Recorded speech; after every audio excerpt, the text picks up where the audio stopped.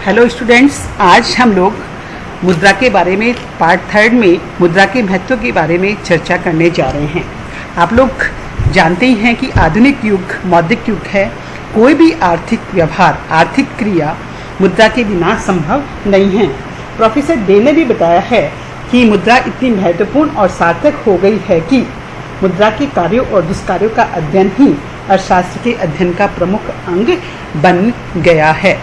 तो हम लोग मुद्रा के महत्व के बारे में दो विचारधाराएं देख रहे हैं।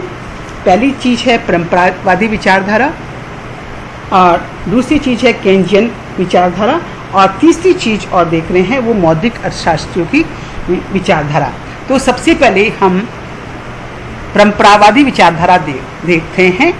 परंपरावादी विचारधारा के अंतर्गत मुद्रा को विशेष महत्व नहीं दिया गया। वो मुद्रा को एक महत्वहीन वस्तु मानते थे, मतलब कोई इम्पोर्टेंस उन्होंने नहीं दी। प्रोफेसर एडम स्मिथ, जो कि अर्थशास्त्र के जनक भी माने जाते हैं, उन्होंने तो यहाँ तक कहा कि मुद्रा एक ऐसी सड़क है जिस पर से जिले भर की उत्पत्ति बाजार में पहुँचाई जाती है, किंतु जो स्वयं किसी वस्तु का अंश मात्र भी उत्पादित नहीं करती है। तो उन्होंने मुद्रा को केवल विनिमय का माध्यम माना। परंपरावादी विचारधारा के अनुसार मुद्रा तटस्थ है और मुद्रा का वास्तविक तत्व जैसे उत्पादन, बचत, निवेश आदि पर कोई प्रभाव नहीं पड़ता है। उन्होंने मुद्रा को एक आवरण मात्र माना। फिर दूसरी विचारधारा देख रहे हैं केन्जियन विचारधारा। लॉर्ड केन्ज ने मुद्रा को तटस्थ नहीं माना। उन्होंने बताया कि मुद्रा विनिमय के माध्यम के साथ साथ मुद्रा के संचय का कार्य भी करती है, मूल्य के संचय का कार्य भी करती है।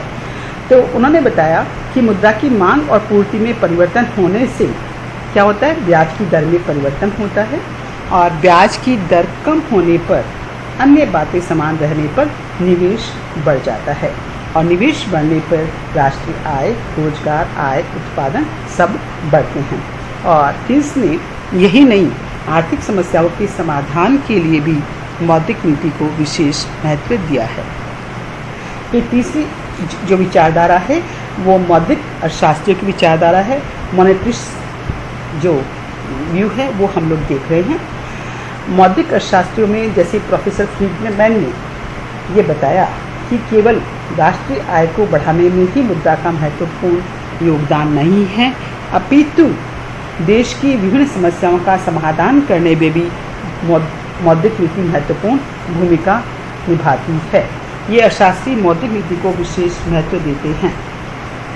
वो ये मान के चलते थे कि राष्ट्रीय आय का सबसे महत्वपूर्ण निर्धारक मुद्रा की पूर्ति है, और मुद्रा की मांग का फलन स्थिर रहता है। Demand function for money is stable, और व्यापार चक्रों की स्थिरता के लिए मुद्रा की पूर्ति में नियंत्रण करना जरूरी है। तो उन्होंने बताया कि आधुनिक आर्थिक जीवन जो विशिष्टीकरण पर आधारित है, मुद्रा के अभाव में संभव नहीं होगा। तो ये मैंने आप लोग को मुद्रा के महत्व के बारे में 3 विचारधाराएं बताई हैं: परंपरावादी विचारधारा, केन्जियन विचारधारा और मौद्रिक अर्थशास्त्रियों की विचारधारा। अब हम लोग मुद्रा के लाभ या महत्व के बारे में डिटेल में देखते हैं। सबसे पहले हम आर्थिक क्षेत्र में मुद्रा का प्रत्यक्ष महत्व देखते हैं। सबसे इसमें आर्थिक क्षेत्र में उपभोग क्षेत्र में देखते हैं। मैंने आपको पहले ही बताया है, एक उपभोक्ता मुद्रा की वजह से ही अपनी दी हुई आय से अधिकतम संतुष्टि प्राप्त कर सकता है। अपनी अधिकतम संतुष्टि प्राप्त करने के लिए वो सम सीमांत उपयोगिता नियम का सहारा लेता है, और उस नियम के अनुसार उपभोक्ता के संतुलन की शर्त है जो निम्नांकित MUX/PX = MUY PY = MUZ/PZ। आप लोग देख रहे हैं कि जो PX, PY और PZ हैं, ये सब किस में अभिव्यक्त किए जाते हैं, मुद्रा में ही अभिव्यक्त किए जाते हैं। अतः हम मुद्रा की सहायता से ही अधिकतम संतुष्टि को प्राप्त कर सकते हैं। इसी प्रकार से उत्पादन के क्षेत्र में भी मुद्रा का बहुत अधिक महत्व हो गया है। उत्पादक का उद्देश्य क्या होता है, अधिकतम लाभ प्राप्त करना, और अधिकतम लाभ तभी प्राप्त होगा जब MU1/P1 = MU2/P2 = MU3/P3 हो। अर्थात अधिकतम उत्पादन करने के लिए जो श्रम, पूंजी आदि जो उत्पादन के साधन हैं उनकी सबकी सीमांत उत्पादकता क्या होनी चाहिए, बराबर होनी चाहिए। सीमांत उत्पादकता तभी बराबर हो सकती है जब हमें उनकी प्राइसेस मालूम हो, तो इस कंडीशन को प्राप्त करने के लिए भी मुद्रा की आवश्यकता होती है। इसी प्रकार से विनिमय के क्षेत्र में भी मुद्रा का महत्व है। वस्तु विनिमय के दोषों का निवारण मुद्रा के कारण ही संभव हुआ है, और मुद्रा मूल्य संयंत्र जो प्राइस मैकेनिज्म है उसका भी आधार है। हाँ, मुद्रा के रूप में ही हम सभी वस्तुओं और सेवाओं की कीमतों को, लागतों को अभिव्यक्त करते हैं, तो मुद्रा आधुनिक बाजार व्यवस्था का आधार है। व्यापार के क्षेत्र में भी मुद्रा का महत्व है। मुद्रा के कारण ही आंतरिक और अंतर्राष्ट्रीय व्यापार दोनों ही बहुत अधिक बढ़ गए हैं।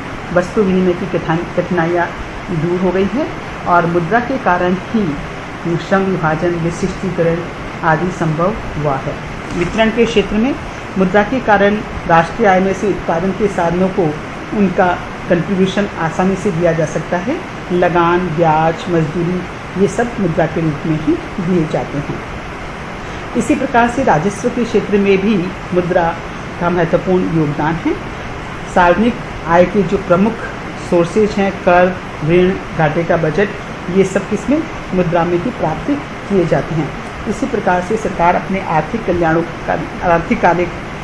कल्याण को बढ़ाने के लिए जो भी कार्य संपादित करती है वो सब व्यय भी मुद्रा के रूप में ही करते हैं।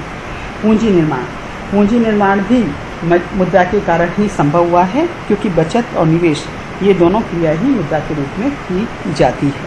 तो ये हमने देखा कि इन सभी क्षेत्रों में मुद्रा का उपयोग किया जा रहा है। और अब हम लोग देख रहे हैं कि आर्थिक क्षेत्र में मुद्रा का परोक्ष महत्व में देखिए, वस्तु विनिमय की जो कठिनाइयाँ थी वो सब मुद्रा की वजह से समाप्त हो गई है, ये मैं पहले भी बता चुकी हूँ। इसी प्रकार से जो केंद्रीय आर्थिक समस्याएं हैं, क्या उत्पादन किया जाए, कैसे उत्पादन किया जाए, इन सब का समाधान भी मुद्रा के कारण ही संभव हो पाता है। मुद्रा साख का भी आधार है। ये हम लोग पहले देख चुके हैं कि जो विनिमय पत्र है, चेक है, हुंडी है, ये सब मुद्रा के कारण ही संभव हो पाए हैं। आर्थिक विकास का सूचकांक भी मुद्रा है, क्योंकि राष्ट्रीय आय, प्रति व्यक्ति आय, इसके आधार पर ही हम राष्ट्रीय आय का आकलन करते हैं, और ये सब मुद्रा में ही अभिव्यक्त किए जाते हैं। इसी प्रकार से पूंजी की गतिशीलता में वृद्धि हो रही है। पूंजी की गतिशीलता मुद्रा के कारण ही संभव हो पाई है। व्यक्ति एक स्थान से दूसरे स्थान पे, एक उद्योग से दूसरे उद्योग में जो पूंजी का हस्तांतरण करता है वो मुद्रा के द्वारा ही संभव है। तो भौतिक प्रगति के लिए प्रेरणा मुद्रा के प्रचलन के कारण ही अर्थव्यवस्था के विभिन्न क्षेत्रों में निवेश की संभावनाएं बढ़ गई हैं, और लोगों का जीवन स्तर भी इस कारण से बढ़ गया है। सामाजिक कल्याण का मापक, प्रत्येक देश की सरकार सामाजिक कल्याण को अधिकतम करना चाहती है। उसके लिए वो शिक्षा, बिजली, पानी, मनोरंजन, आवास आदि पर खर्च करती है, मुद्रा के रूप में ही। तो ये हमने देखा कि पूंजी की मुद्रा का परोक्ष महत्व क्या है आर्थिक क्षेत्र में। इसी प्रकार से अनार्थिक क्षेत्र में भी मुद्रा का महत्व है, वो बढ़ता जा रहा है। अनार्थिक क्षेत्रों में सबसे पहले देखिए सामाजिक क्षेत्र। सामाजिक क्षेत्र में मुद्रा का महत्व बढ़ गया है। लोगों की सामाजिक स्वतंत्रता बढ़ गई है, उनके आत्मसम्मान बढ़ गया है। पहले जो हमारे देश में सामंतवादी युग है वो मुद्रा के कारण समाप्त हो गया है। मुद्रा के प्रचलन के कारण ही पूंजीवाद बढ़ा है, और पूंजीवाद में लोगों की स्वतंत्रता काफ़ी बढ़ गई है। अपना व्यवसाय वो चयन खुद कर सकते हैं, और इसी वजह से काफ़ी सामाजिक सुधार भी हुए हैं। राजनीतिक क्षेत्र में भी मुद्रा का महत्व काफ़ी अधिक है। सरकार मुद्रा के रूप में कर इकट्ठा करती है, और कर देने वाले भी ये सोचते हैं कि सरकार करों से प्राप्त आय का किस प्रकार से उपयोग कर रही है। तो सरकार जो भी कर लगाती है, जो भी व्यय करती है, वो सब मुद्रा के रूप में ही किए जाते हैं, और इस सब की वजह से लोगों में एक राजनीतिक चेतना का जन्म होता है, और सरकार कल्याणकारी कार्य करके भी राजनीतिक चेतना को और अधिक बढ़ाना चाहती है। इसी प्रकार की कला के क्षेत्र में भी मुद्रा का बहुत अधिक महत्व है। सरकार कला का मूल्यांकन जो किया जाता है वो सब मुद्रा के रूप में ही किया जाता है। और सरकार भी कला को बढ़ावा देने के लिए मुद्रा के रूप में काफ़ी अधिक खर्च करती है, काफ़ी सुविधाएं प्रदान करती है। तो हम ये देख रहे हैं कि अनार्थिक क्षेत्र जैसे सामाजिक क्षेत्र, राजनीतिक क्षेत्र और कला के क्षेत्र में भी मुद्रा का महत्व बहुत अधिक है। मुद्रा का बहुत अधिक महत्व होने के बावजूद भी इसकी कई हानियाँ भी है, कुछ बुराइयाँ भी हैं। तो क्या बुराइयाँ हैं जो हम लोग देखते हैं? प्रोफेसर रॉबर्टसन ने भी कहा है कि मुद्रा जो मानव जाति के लिए अनेक वरदानों का स्रोत है, नियंत्रण के अभाव में संकट और भ्रम का कारण बन जाती है। तो सबसे पहले चर्चा करते हैं आर्थिक बुराइयों पे। सबसे पहली चीज़ है मूल्य में अस्थिरता। मुद्रा के मूल्य में क्या होता है? परिवर्तन होता रहता है, ये अस्थिर होता है, इसमें स्थिरता नहीं रहती है। कभी मुद्रा का मूल्य बहुत अधिक कम हो जाता है जैसे मुद्रास्फीति के दौरान, और कभी मुद्रा का मूल्य बढ़ जाता है विस्फीति के दौरान। तो मुद्रा के मूल्य में अस्थिरता की वजह से इसमें से लोगों का विश्वास भी धीरे धीरे उठने लगता है। व्यापार चक्र, मुद्रा है वो व्यापार चक्र को जन्म देती है। जो व्यापारिक उतार चढ़ाव होते हैं उसका एक मूलभूत कारण मुद्रा है। इसमें भी व्यापारिक उतार चढ़ाव के लिए बचत और निवेश संबंधी निर्णयों में असंतुलन को कारण बताया है। बचत और निवेश का जो संबंध है वो मुद्रा से ही होता है। तीसरी चीज़ है अति पूंजीकरण। मुद्रा के आविष्कार के साथ ही साख सुविधाएं बढ़ गई हैं और उसके कारण लोगों ने उद्योगों में अधिक पूंजी लगाना शुरू कर दी है, जिससे अति उत्पादन हो गया है और अति उत्पादन से देश में मंदी, बेरोजगारी और अनिश्चितता की स्थिति हो जाती है। इसी प्रकार से मुद्रा के कारण धन का असमान वितरण है वो बढ़ता जा रहा है। असमानता बढ़ने से वर्ग संघर्ष की भावनाएं भी बढ़ती जा रही है। काले धन की समस्या भी मुद्रा के कारण ही बढ़ती जा रही है। लोग करों को चुकाना नहीं चाहते हैं, करों की चोरी करते हैं, जिससे काले धन की मात्रा निरंतर बढ़ती जा रही है। इसके साथ साथ ही इसकी सामाजिक बुराइयां भी हैं। सामाजिक बुराइयों में आप देखिए लोगों में भौतिकवाद की प्रवृत्ति बढ़ती जा रही है और मुद्रा को प्राप्त करने के लिए सब प्रकार की धंधे, तस्करी, काला धंधा, भाई भतीजावाद जैसी प्रवृत्तियाँ भी इसके कारण बढ़ती जा रही है। और शोषण की प्रवृत्ति भी बढ़ रही है। अधिकाधिक धन कमाने के लालच में लोग गरीब वर्ग का, जो वंचित वर्ग है, उनका शोषण करते हैं, जो कि सामाजिक और नैतिक दृष्टि से उचित नहीं है। अनैतिक प्रवृत्तियाँ बढ़ती जा रही है, जैसा कि मैंने बताया, चोरी, हत्या, धोखा, ये सब जो अनैतिक प्रवृत्तियाँ है इसका मूलभूत कारण भी मुद्रा ही है।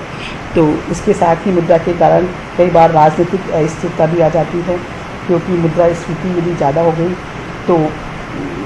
तो भी राजनीतिक अस्थिरता आ जाती है। जैसा कि जर्मनी में मार्क पर से लोगों का विश्वास उठ गया था। तो इस प्रकार से मुद्रा के कारण कई प्रकार की हानियाँ या बुराइयाँ को भी हम लोग देखते हैं। तो मैंने आज एक तरफ मुद्रा के लाभ और महत्व को बताया, तो साथ में ही आपको मुद्रा की बुराइयों के बारे में भी या मुद्रा से क्या हानियाँ हो सकती है उसके बारे में भी अवगत कराया है। नेक्स्ट चैप्टर में हम मुद्रा के परिमाण सिद्धांत की चर्चा करेंगे। धन्यवाद।